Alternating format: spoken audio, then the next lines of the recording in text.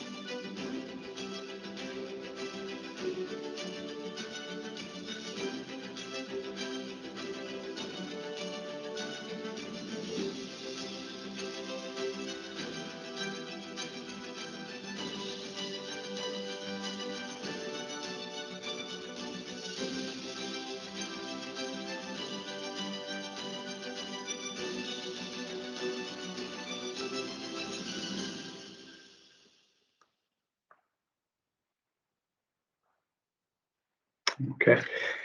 So hopefully you enjoyed the short video there. Just really to introduce us a little bit further, Sellafield's a wholly owned subsidiary of the Nuclear Decommissioning Authority, and we represent the lion's share of the NDA estate, with an annual spend of around 2 billion. NDA themselves are a non-departmental government body administered by BEIS. We're heavily regulated, as you might imagine. Our principal regulators are the Office for Nuclear Regulation and the Environment Agency. But really what we have is the most complex and challenging nuclear site in Western Europe, if not beyond. So huge challenge, but also a huge opportunity to drive forward at Sellafield. So it really is a new dawn for Sellafield. We are changing. Our mission is evolving from nuclear fuel reprocessing, which has been the mainstay of our operations for several decades now, and we're moving towards remediation and cleaning up the site, as you saw in the video. So that really creates a unique set of challenges for us and our supply chain partners. In terms of our strategic aim, we have a strategy. It really sets out three major themes: safe, secure, and sustainable site stewardship. We have a responsibility to manage the site safely and securely, and the consequences of getting it wrong could be very damaging and very far-reaching. We need to progress at pace, and we are managing significant hazards, and the earlier we can remediate those hazards, make them safe, the better. And of course, we've got to deliver value for money, and we're funded by the taxpayer, and we absolutely must seek the best value that we can in delivering our mission. More specifically, in terms of our objectives over the next 5 years, these are really a sort of key summary. Some will maybe touch on in just a little bit more detail.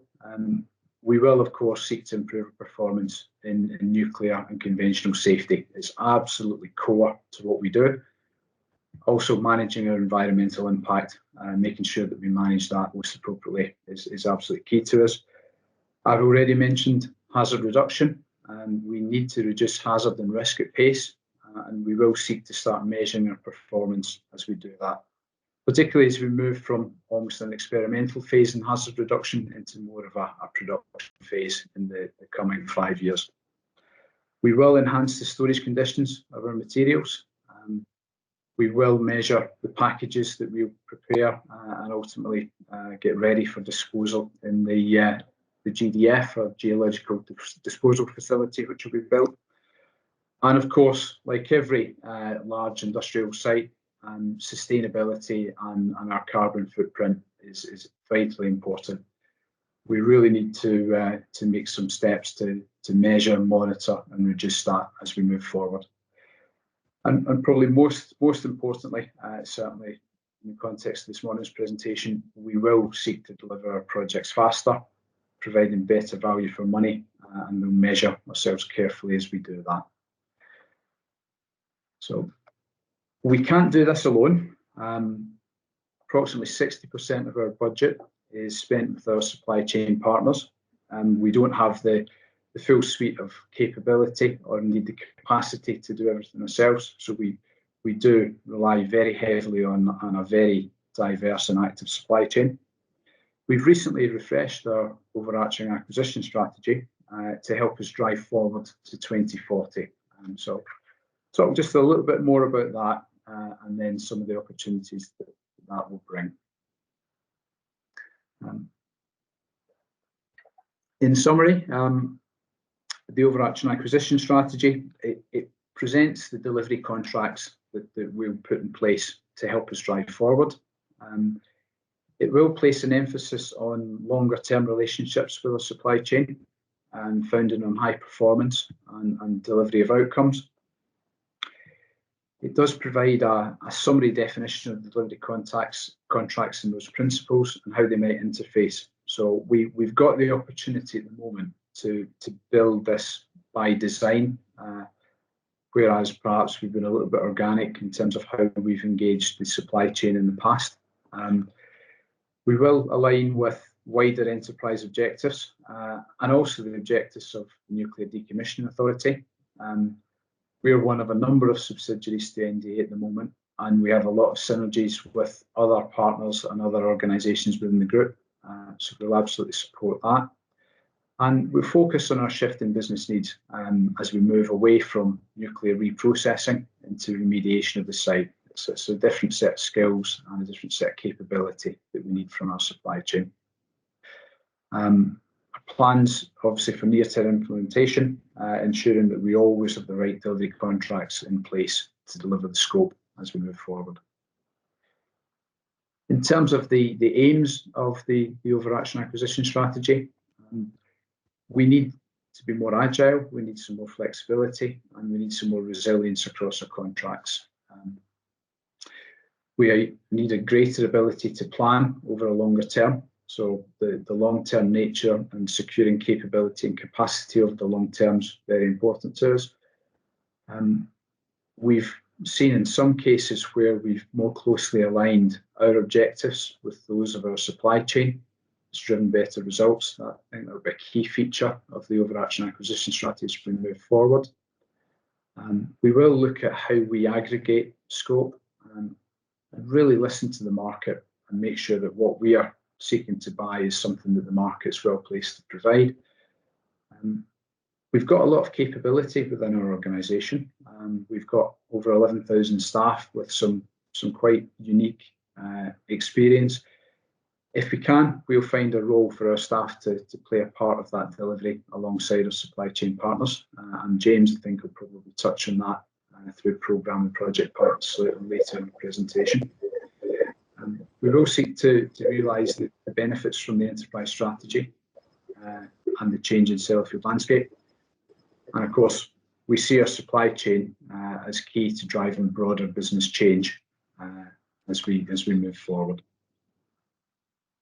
Some principles of our overarching acquisition strategy. We'll be really clear on the role of Sellafield as a client and make sure that that's well understood through the contracts that we place. Flexibility, agility and resilience, absolutely key to us. We recognise we've got a huge number of interfaces at Sellafield, and it's a very complex and congested site. We know that we need different contracts to be able to work alongside each other and indeed together in some cases. So that's something we'll be keen to do, building into our strategy going forward.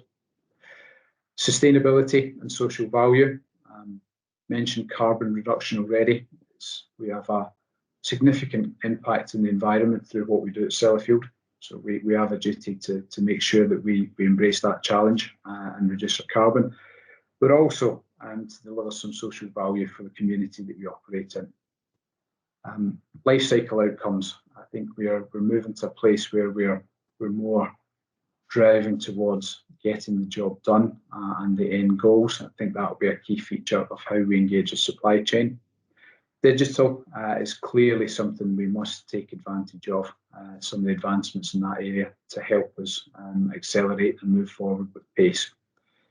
And recognising the opportunities across the broader ND estate where we can get some economies of scale. In terms of what that means, we've got somewhere over £10 billion worth of procurements to deliver over the next few years.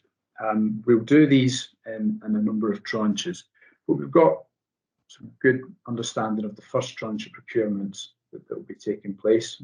And you can see from the slide, these are contracts that we're seeking to put in place by around 2024-25 through to around 2026. Some significant contracts there. Key areas around industrial services, security, our infrastructure, how we manage those assets, but also looking at how we engage our supply chain to help us remediate the site and retrieve waste from the legacy facilities. So a number of activities in the market over the coming years. I think it's a great opportunity for our supply chain to get engaged and get involved. With that, I'll hand over to James Fennell, who will take us through the programme and project partners, which is one of the significant contracts that we've recently put in place. Thank you, Graham. So good morning, everyone. I am James Fennell. I am the Head of Commercial for PPP Intelligent Client. And my role kind of foresees, as part of that Intelligent Client organisation, how we govern, assure and enable our PPP partners in delivery of £7 billion of major project scope over the next, well, the remaining 18 years of the contract, but over the next 20 years. So the next slide, please, Graham. So the PPP, as a quick introduction, as I say, is a 20-year partnership with 4 supply chain partners. We deliberately designed the procurement around 4 partners to get the best of each individual discipline and bring them together to form what we call the PPP. It's designed to be collaborative, innovative and responsive. So what that's looking to do is really drive an outcome that is representative of the enterprise needs, and actually also to challenge and influence the way that we as Sellafield work, supporting kind of Graham's earlier comments, recognising the experience and intelligence that exists within our supply chain partners, and actually for Sellafield to lever that position. We're looking to create an enduring capability. So that's for the delivery of major projects, not just in PPP, but overall in West Cumbria and beyond in the UK infrastructure. And it's one of the key points and drivers in supporting the transformation of Sellafield in itself. Graham. So the PPP in summary. So I've just said it's 4 lot partners, individually designed and competed individually. So we have KBR as it is an integration partner. We have Jacobs as our design and engineering partner, and we have 2 construction partners, Morgan Sindall, who focus on our infrastructure delivery, and Dewsons, who are more associated with our process delivery in major projects. Again, a point Graham touched on earlier, where Sellafield brings about its expertise. We operate as what we call a 5th partner. What do we mean by that? Well, what we're trying to say there is we have skills, capabilities and experiences of the site that the 4 lot partners do not have. And what we do is we actually assign Sellafield personnel into those 4 lot partners in delivery of our major projects. And therefore Sellafield actually becomes part of that delivery team. And one of the key kind of learning points we thought when developing the PPP model was the way that we operated with our major projects supply chain was one of quite a traditional approach. Quite a traditional kind of aligned bureaucratic position where Sellafield oversees, man marks the position, and this approach is looking to remove that barrier from the way that we deliver. As I suggested, the oversight and support in delivery of this is provided by the Intelligent Client, of which I'm part of. That is a roughly 60-strong group of individuals who currently oversee the delivery of 5 major projects. And again, if you looked historically, that would be a far larger number on each individual major project in the traditional approach. Each lot partner brings that specific expertise together to form an aligned delivery team. And those aligned delivery teams are our project delivery organisations, with the partnership and the lot partners providing expertise and reach back to support our key goals, not only in major project delivery, but enterprise transformation as well, underneath the project and programme banner. Move on, please, Graham. So the PPP model, again, I've talked around some of the traditional approaches that we employed at Sellafield. And what you can see on the left-hand side is a fairly common EPC supply chain arrangement, contract arrangement, whereby we as Sellafield have a programme who oversees and a project that sits within that programme that looks pertinent to the major project being delivered.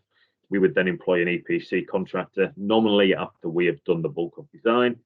And what we kind of give them is a technical specification that says, there you go, please give me one of them. And through that contract mechanism of delivering to a technical design pack, what we got into was quite a traditional bureaucratic approach, drove contract relationship and behaviours down a very governed place, and actually didn't really drive us to an outcome. It drove us to manage a contract.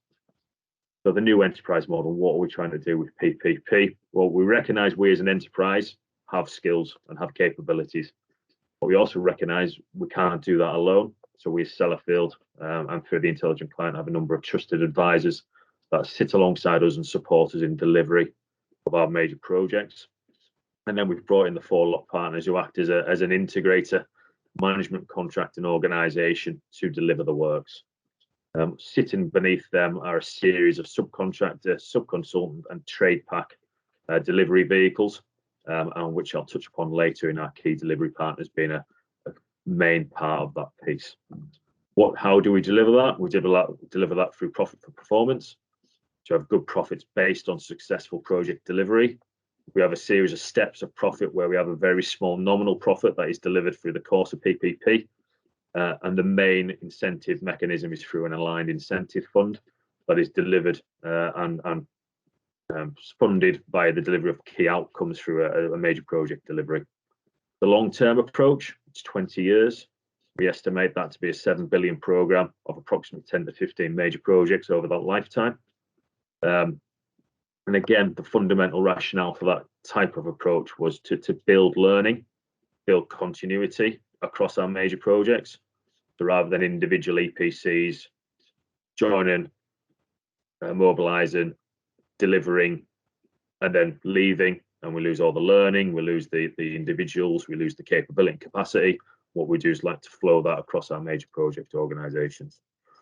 Life cycle. So no longer do we give a technical specification. What we deliver is an outcome that we would like as Sellafield, and then the ADT works from that initial kind of concept phase all the way through to the completion. So they are in charge of their own destiny, bringing best practice from other industries into Sellafield, and making sure that what is designed is constructible, is consistent, and actually delivers to the enterprise demands. The culture, collaboration. So we work within an aligned delivery team. We have an overarching function of PPP services that looks at that programmatic delivery piece, and they bring about individuals from all 4 lot partners and Sellafield to drive that outcome, drive to that single purpose. And the culture, the long-term arrangement looks to drive skills investment, deployment of internal capability and delivery roles, and also wider investment in the social impact and SME enterprise. Graham, please. So the benefits of the PPP model, you'll see 7 is a common theme across Graham and mine's presentations. So there's 7 benefits we expect to see through delivery of PPP. First and foremost, value for money for the UK taxpayer. As Graham said, we are a spender of taxpayers' money. Therefore, we need to do the right thing, deliver on that. You've then got 2 kind of very pertinent project delivery perspective. One is an improved predictability of project cost and schedule outturn. Again, in recognition of past learning, Sellafield has not been great at delivering a predictable major project outturn. So that's a key fundamental and number 1 on the list of what we're looking to do. If you start to drive improved predictability from that base, you can then drive accelerated high hazard reduction. Once we know where we are and how we look to deliver and the timescales associated with that, we can accelerate, and we can do that through the opportunities to invest, to innovate, to bring best practice into Sellafield. When you've got predictability, you've got accelerated high hazard reduction and increased value for money. The longevity then allows us to provide new opportunities for Sellafield, the people that work for Sellafield, but also enhanced opportunities that sit around the Sellafield environment. So that's the local organisations, that's the local business areas, the local councils that sit around us. We start to tick all those 5 boxes. What should that bring? It should bring enhanced reputation and recognition to Sellafield for the work that we deliver and how we drive about that. And we're starting to see some early signs of that success through PPP. Graham, on the next slide, please. So the project pipeline, I've alluded to it. When we talk around major projects, we normally talk around standalone capital jobs of over 50 million or on ring-fenced brownfield sites, recognising Sellafield has very few greenfield sites left. It has limited existing interaction with operational facilities and has a degree of complexity or novelty in terms of what we're asking. As you can see from the list there, we have significant pipeline to move forward and delivery in. That pipeline does not showcase the 5 that we have in delivery at this moment in time.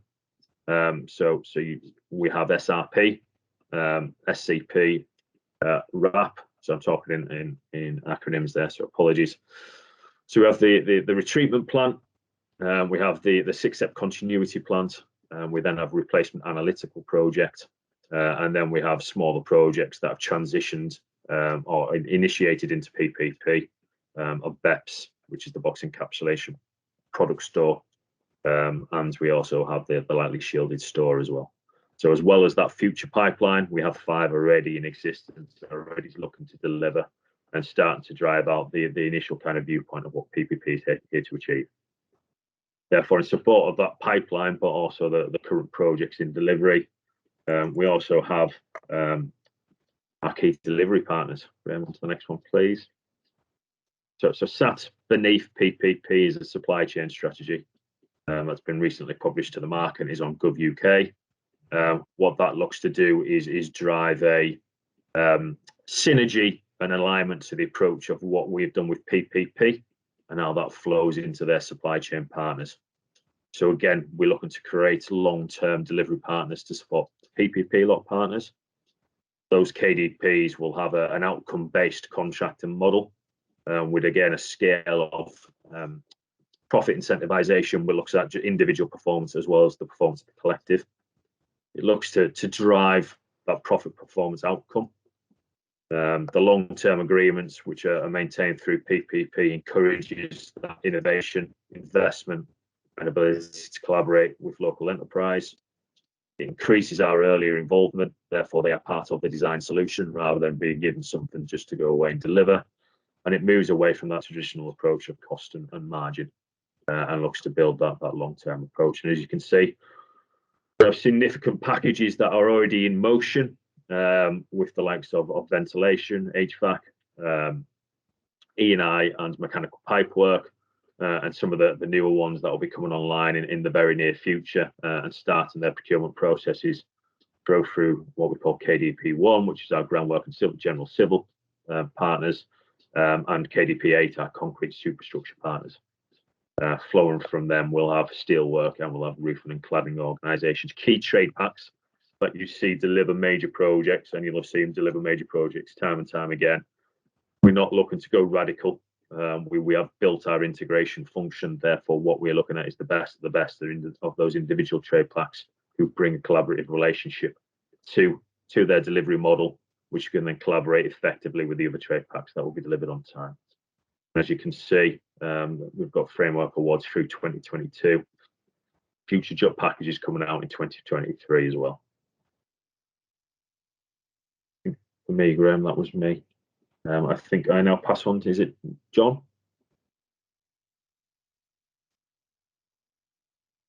Thanks, James.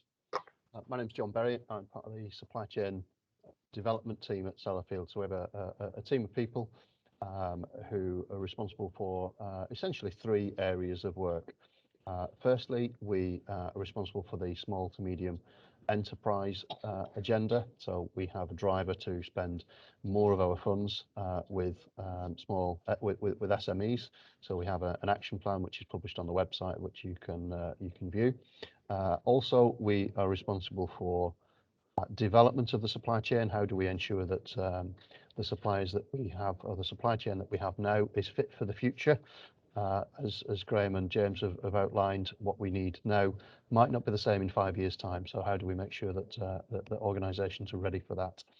And finally, the third part of our work is communications and engagement. So we act as the conduit, if you like, in between Sellafield and the supply chain, so that if people have questions or want to engage with us generally, then we are the initial port of call.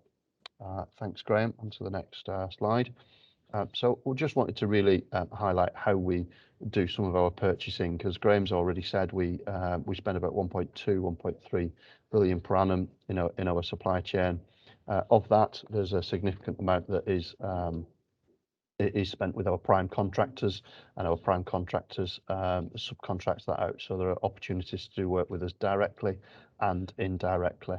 And just to pick up on that, so we use a CTM, a complete tender management system, which again, all the links to this are on the website to publish some of those opportunities. Many of them go through there, if not all. We also utilise Crown Commercial Service, where it's more cost effective for us to be able to do that. Link with Sellafield is specifically for SMEs, so these are below the ODU threshold. The way that Link works is companies qualify, and then we issue opportunities through that those that are qualified can bid on, and it's a good way for people to find the way. If you're new to Sellafield in particular, it's a good way to become more familiar with what we're looking for. We use a dynamic purchasing system. We use a number of dynamic purchasing systems. The one that we're referring to here is Engineering and Technology Marketplace, and you can see that there are 4 categories in there. Again, you can find more information on that through our CTM system. As I've already said, we've got subcontract opportunities, so we list all of our prime contractors on our website. We also list all the major frameworks and contracts that we have in flight at any one time, so you can figure out how to be able to do that. And as you can see, as already referred to the how to do business section of the website, where you'll also find our contact details. Is there another slide there, Graham? Yeah, great. So just to briefly talk you through this, we produce a monthly supply chain bulletin. Please do subscribe to that. Drop us an email at the email address that's listed at number 3, and we'll make sure that we add you to that circulation list. Gives you some of the information that's ongoing, helps you to get more familiar with how we operate as a site. We have real people answering the email address that you can see on the bottom left, where we get lots of emails in. We respond to everyone and point people in the right direction. We can also introduce to people key members of procurement teams where appropriate. You'll find on our website that we have a procurement plan that we publish, so have a look at that, download that and interrogate that on a regular basis. Once you've done some of this, you might want to have a conversation with us directly. We do recognise that the suppliers that are most successful with us have done the research. They've looked at the enterprise strategy that Graham referred to earlier. They've looked at NDA strategy. They've looked at our supply chain strategy, and they've really done some research to understand who we are as a client.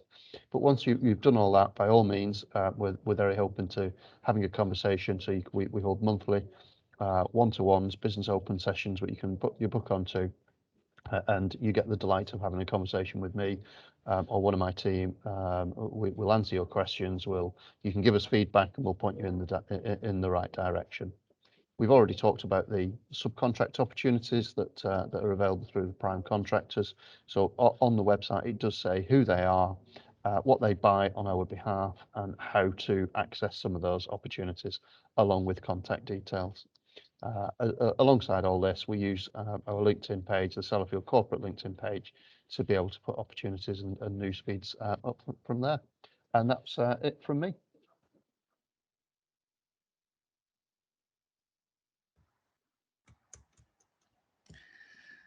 Thank you very much, Graham, James, and John. If you're around for the next 20 minutes or so, are you happy to take any questions? I don't know if you've had any through yet, Marie-Claude. No, I haven't had. Oh. If anybody would like to either raise their hand, so we know who you are, or put a question in the chat function, we will. Here we go. One already. Peter McBeath, you have a question. You can turn your mic on and your camera on as well if you like now.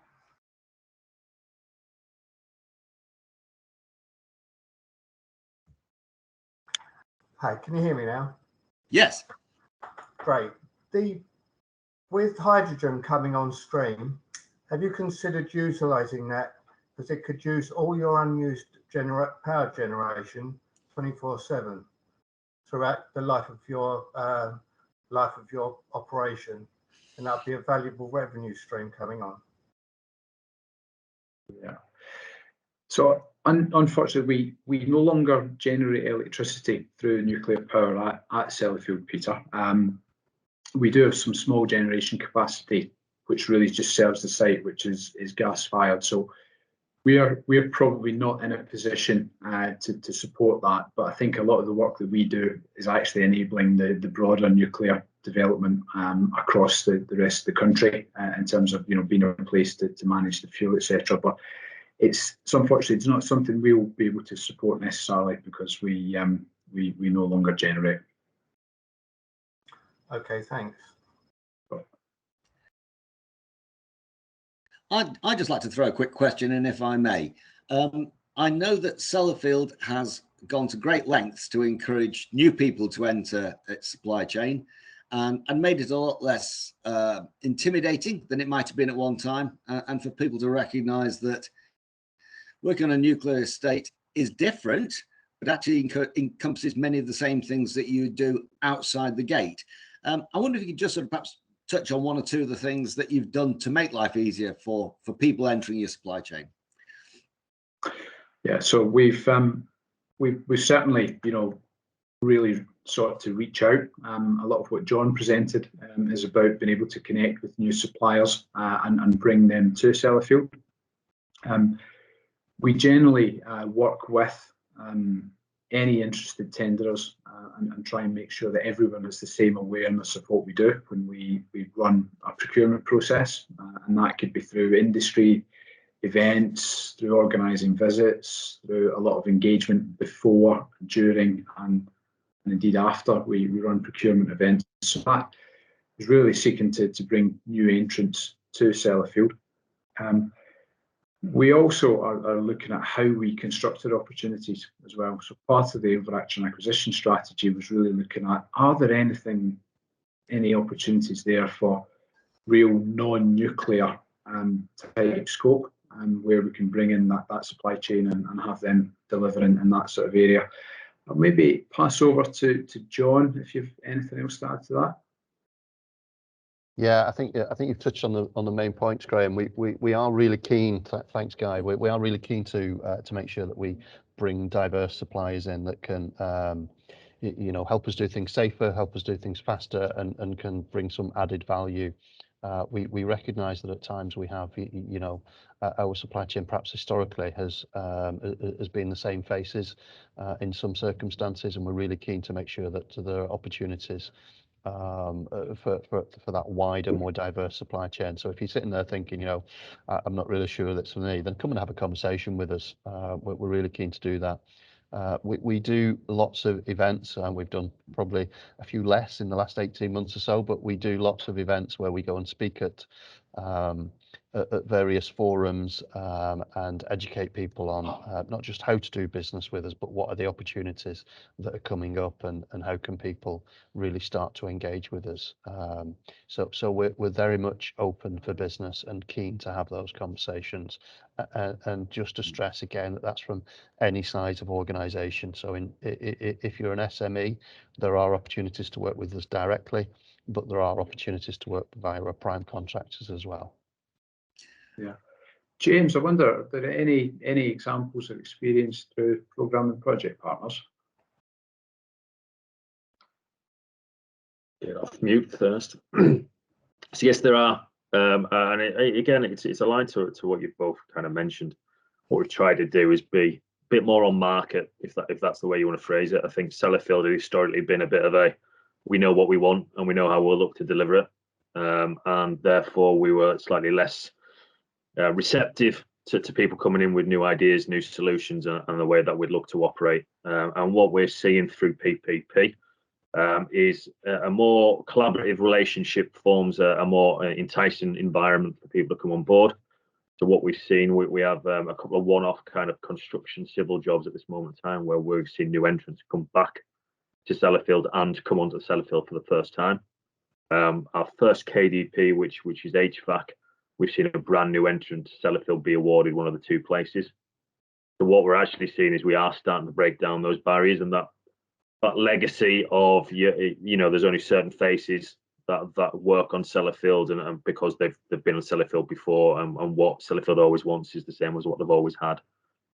And I think a lot of the good work that Graham and his team are doing at redefining OAS and the way that we want to operate in recognition of what goes on outside the fence, as opposed to recognition of what we want inside the fence, is really fundamental to the way that we will maintain the kind of welcoming environment for new entrants. That's really helpful. Thank you very much indeed. It's helpful for members to get that insight into working with Sellafield, but also in terms of their recruitment. As you know, labour shortages are affecting the industry, and being able to make decisions on training and recruiting new people is kind of front and centre of our members' minds at the moment. Anybody else got a question they want to put to our three panelists? Stick a hand up if you have.